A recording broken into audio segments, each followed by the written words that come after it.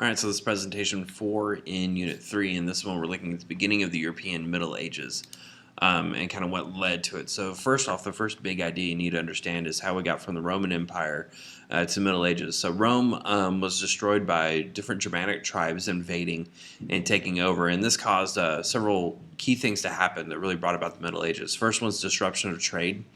Merchants are facing invasion from land and sea, so they can't really trade their goods anymore and stuff like that. And of course, along with that is the downfall of cities, which is normally where your goods would go to be sold. But now the cities are gone. So the city of Rome, for example, goes from a city of 1 million people to a city of 25,000. A third the size of Flower Mound.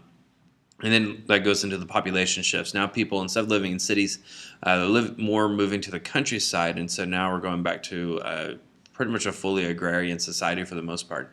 And so this shift is going to cause people not to be united as much. They're not going to be, working together as much. They're spreading all throughout Europe, throughout the countryside. So we see a decline of learning. A lot of the Germanic invaders, they couldn't read or write.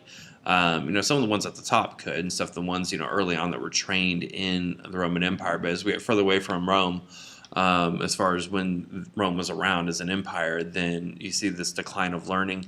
And then the loss of common language. Latin was the unifying language of the empire. Now that's going away, and Italian develops, French, Spanish, Portuguese, stuff like that. So those languages come from the Latin language, and then you also get languages coming from the Germanic branch. Eventually English will come out of German and stuff like that. So these languages, of course, are going to divide the people greatly. And then you do have some early kingdoms, but for the most part, the concept of government had drastically changed. So instead of this idea of a strong central government like the Roman Empire with one leader controlling a vast area, the German tribes, they were really governed by unwritten rules and traditions. Of course, they couldn't read and write, so that's generally how it worked.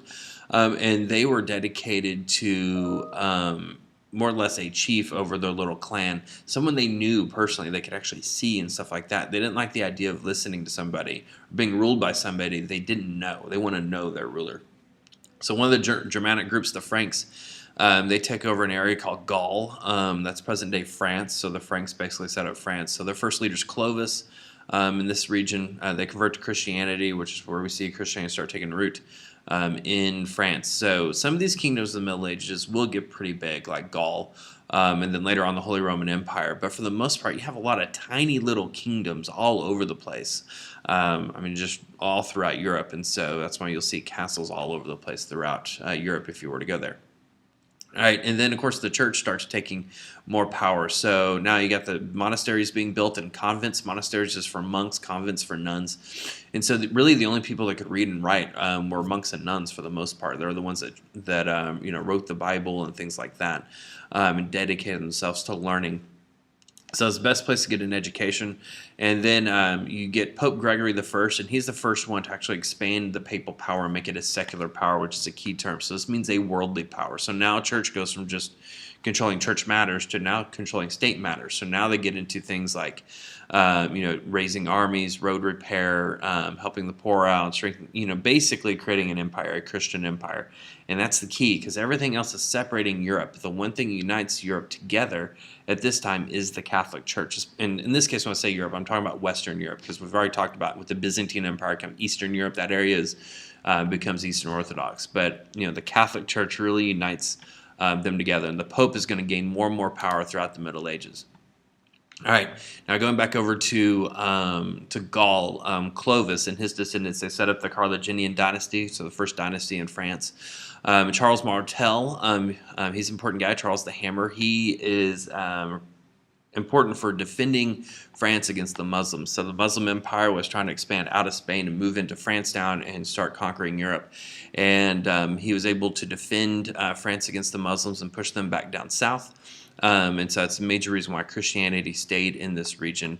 And Europe mainly stayed Christian. But this happened at the Battle of Tours. And so that really kind of solidified Christianity in Europe. And then our first kind of bigger empires, one bright spot in the Middle Ages, is Charlemagne's empire. Charlemagne is 6'7", back when the average person was like 5'3", so he was huge. He spread Christianity throughout Central Europe, and he was crowned by Pope Leo III. So again, here we're seeing the Pope gain more and more power. So now he's crowning emperors, which means he's technically over the emperor because he's the one that grants power. So Charlemagne's government, of course, he he sent people out around to check on his people. He traveled quite a bit as well because he's Germanic, and of course the Germanic tribes, they want to know their ruler, they want to see him. And so here he had this large area that was pretty much over France and Germany, current day, and Switzerland and a little bit of Italy and Austria. But he just continually traveled around and around so that people would know him, and he could kind of keep that culture going. But he also brought back learning, so people started to learn how to read and write again. So you see this cultural revival, but it didn't last very long. His son took over Louis after Charlemagne died, and he was a weak ruler who then gave it to his 3 sons and divided it among them, which of course created a civil war. This ended with the Treaty of Verdun, where they divided it, and the only thing that lasted out of this really was the Holy Roman Empire, which we'll get to later. And then you also have invasions going on. So you have Muslims that are continually attacking from the south, coming across from North Africa over across the Mediterranean. Also, they're attacking from Spain, and they're also attacking Eastern Europe as well. The Magyars also on the east side. The Magyars were just kind of annoying people. They were on horseback. They would attack every so often. They liked to capture people and sell them as slaves to the Muslims. And the Vikings came from the north. And this is really the most dreaded one because it's the closest one. And they would come in and attack because you couldn't really grow crops in Scandinavia. And so they would come in and take goods and food and things of that sort. They also worshipped warlike gods. So their culture was very much, based on war, kind of like Spartans for the most part. And incredibly efficient at attacking. As you can see, like their boat, for example, fit 300 people, 72 oars, weighed 20 tons loaded. It could sit in only 3 feet of water. So they could get really close to a village in the middle of the night and just kind of sneak in and then take a lot of stuff and then kill some people and take some women. And then they were great explorers. Leif Erikson, for example, reached North America 1,000 years ago, so the year 1000. And so, 500 years before Columbus. And then they stopped attacking, though, when you get to the 1200s, and there's 2 reasons. One, we see a global warming trend at that time. It got warm enough to actually grow crops in Scandinavia. And then 2, they converted to Christianity, and they just figured that killing people was not a good thing anymore.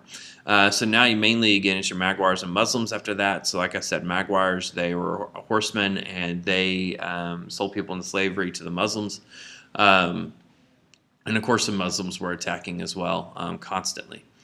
All right, so feudalism. This is the main social structure of the Middle Ages that you need to know. So with feudalism, it's a military and political system. It's mainly based on land ownership and personal loyalty. So, of course, remember back then especially, the more land you have, the richer you're going to be.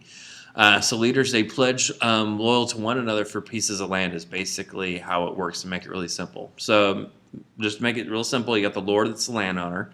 And you got fief, which is land granted by the Lord. It's kind of like you're renting it. And then the vassal is the person receiving the fief. So it's almost kind of like today if you're talking about like a landlord. Your landlord owns a house, which is a rental property, which is like a fief. And the person renting that property is the vassal. So here's basically how it works. You got the pope at the top, which is the head. You got the monarch, and then below the monarch are the nobles. And this is where it can get confusing because a monarch can also be a vassal. So a monarch could be a vassal to another monarch. Of a different kingdom. So that monarch may have land in a different kingdom, and therefore is a vassal of that monarch. And then nobles, of course, could be vassals as well, because the monarch may grant land to a noble, which makes that noble a vassal. So again, this gets all confusing. And then, of course, knights could be granted land too, which would make them a vassal to a noble. And so if you can get the idea, basically it's really confusing. But to simplify it, you have the monarch, which owns the land. The noble, who are rich people and stuff like that the monarch grants land to, pieces of land called fiefs. The nobles then get knights to protect that land for them. Now the knights are going to fight for the nobles and protect that land as long as they're getting treated well. But if another noble comes along and says, "Hey, I'll give you more if you fight for me," they may switch sides and stuff like that. So loyalty is just based on basically what can I get out of it. And then once you get below this area, for the most part, it's really simple. So here, you're going to have merchants, farmers, and craftsmen. That's going to be the same across the board. And then, these aren't really going to be up here at all. And then peasants and serfs down here at the very bottom. So this pretty much stays the same. But here, you can kind of interchange, stuff like that. And obviously, some nobles would eventually have to be a monarch. And so, they can move their way up there as well. All right. So to break it down like a really simple, we could just say there's 3 main groups in feudalism. You have those who fought, which is nobles and knights, those who prayed, which is the church, and then those who worked, which is your peasants. You need to know there's between a peasant and a serf. So a serf, they could not lawfully leave the place they were born, whereas in a peasant, with permission, can go from place to place. They can kind of do their own thing. If they could find work somewhere else, they can go. But a serf could not. A serf was basically a slave. All right, as far as the life of peasants and serfs, so they rarely traveled 25 miles from the place they're born. So they worked on what's called the manor, which is basically the farm. So it's about 15 to 30 families living together in that area in little huts and things like that. They worked 6 days a week. They paid a lot of taxes and stuff like that, especially to the church. Their homes during the winter, they would use pigs and stuff to warm them up. They bathe about once a year. Average age of death for a peasant back then was around 30 years old, whereas in the upper class could live, closer to 50. So it was just a miserable life for the most part. So the church was one bright spot for them. So this is basically their life.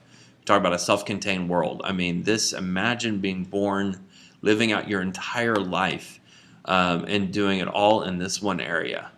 So, I mean, this is way less than 25 miles, but, you get your waste back here, your different crops for different times of the year, your village that you live in, your church, a pasture, with cattle and things like that, a meadow, the main manor house where the noble lives and things like that. But this is your life. This is your world from the time you're born to the time you die, and that's the life of a peasant.